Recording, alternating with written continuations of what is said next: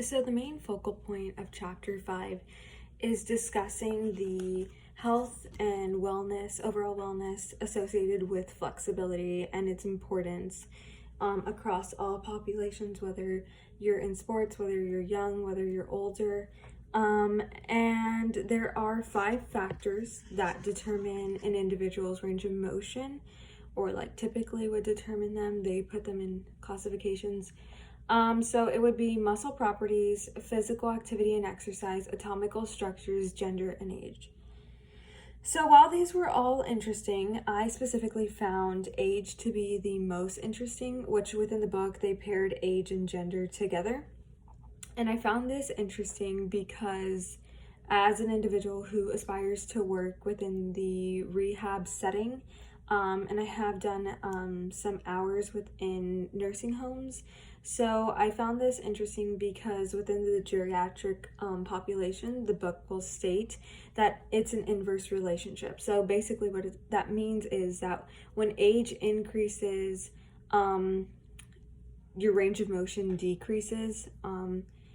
So age itself has different things, which would be like different factors that can play a role for just age, as it is a factor for something else.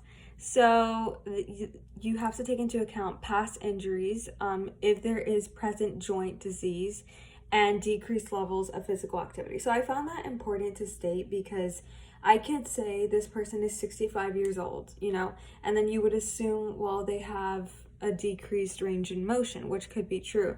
But if you compare them to another individual who's 65 years old, and let's say they're both male, you can't just classify them as the same, that they have the same range of motion and joint or flexibility, Why? Because you would have to ask, did this individual, play sports? Are they more into physical activity? Do they exercise more? What does their daily life look like? Do they still participate in jogging, or are they part of a yoga class? Because one of the things is decreased levels of physical activity. And while like looking at statistics, yes, most older people become less physically active. There are individuals who, well, they could be less physically active in comparison to their younger self, but they are still meeting the guidelines and recommendations, And another thing is joint disease. Within, I believe in the book, if it's not the article, that states, I believe 40 million Americans have some type of like rheumatoid arthritis or osteoporosis. So you have to look at an individual's joint health. Did they get diagnosed with that early on? So is it more effective compared to someone who was just diagnosed with that? Another thing within this section of the book is women typically suffer less from this, or it happens less rapidly in comparison to men. And that is because they have smaller muscles, wider hips, and their hormonal levels differ from men. So I focused on the geriatric population. I found that most interesting because I, again, plan to go into the rehab setting, and oftentimes this is something you see, as I have witnessed it when visiting nursing homes for whatever reason. So I specifically wanted to focus on age within my article that I looked up. So it's called Conducting Strength and Flexibility Programs in Elderly Nursing Home Residents with Dementia. So something you'll find in nursing homes is there are a lot of individuals who have been diagnosed with dementia because their family members might not be able to take care of them anymore. It might be too difficult for them to do when trying to still live their life with work and school and kids and family.